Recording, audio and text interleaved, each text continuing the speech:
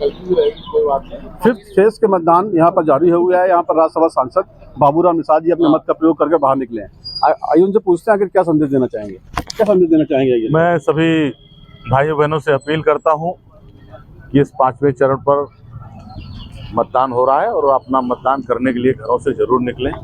गर्मी जरूर है, पानी वानी पी के निकलें, हो सके तो पानी की छोटी सी बोतल भी साथ में लेकर आएँ और मतदान करना आवश्यक है। क्योंकि इसलिए आवश्यक है कि जब सरकार के माध्यम से जनता जनार्दन के कल्याण की बात होती है, जनता जनार्दन का कल्याण होता है, रोड बनते हैं, बिजली आती है, और पुल बनते हैं, मेडिकल कॉलेज बनते हैं, अस्पताल बनते हैं, तो फिर आपका मतदान भी आवश्यक है।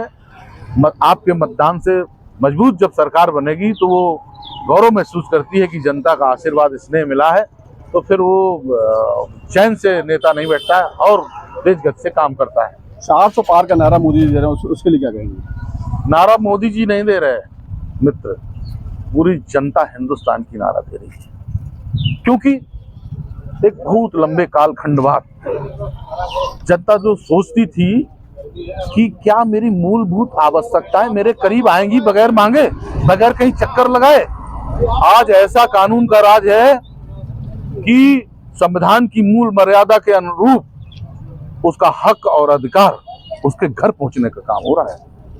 जब मोदी जी ने कहा सबका विकास, सबका साथ, सबका विश्वास, तो फिर कोई धर्म विशेष की बात नहीं हुई है।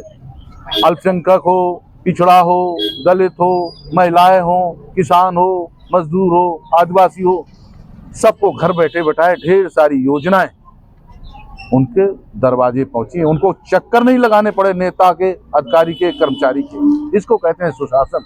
और जब ये काम उनके घरों पे पहुंचा है तो फिर जनता तो नारा लगाएगी ना, और जनता नारा लगा रही, कह रही अब की बार 400 पार और फिर एक बार मोदी सरकार। अखिलेश और राहुल भी लगातार कह रहे हैं कि आपकी सीटें कम आएंगी और 400 पार का नारा भी है। दो लड़के कमाल कर पाएंगे। ये दोनों, अब लड़के न कहूँगा, काफी उम्र गुजर चुकी है और ये बार बार दोनों आगे आ रहे हैं, लेकिन दोनों बार बार विफल हो रहे हैं। इनकी पहले भी जोड़ी जनता देख चुकी है और ये सरकारों में भी रहे हैं। केंद्र की सरकार में राहुल गांधी जी का लगातार आधिपत्य रहा है और अखिलेश यादव भी मुख्यमंत्री रहे हैं, लेकिन इन्होंने किसानों के बारे में, मजदूरों के बारे में कभी सोचा नहीं है।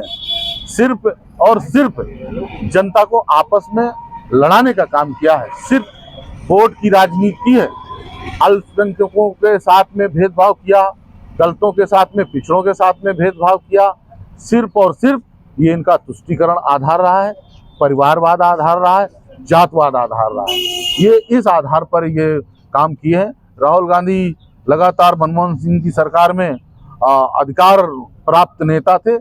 अरे इस देश की जनता दवाई के लिए तड़पती रही, रोटी के लिए तड़पती रही, मकान के लिए तड़पती रही, शुद्ध जल पीने के लिए तड़पती रही। ये ध्यान आपका क्यों नहीं गया था?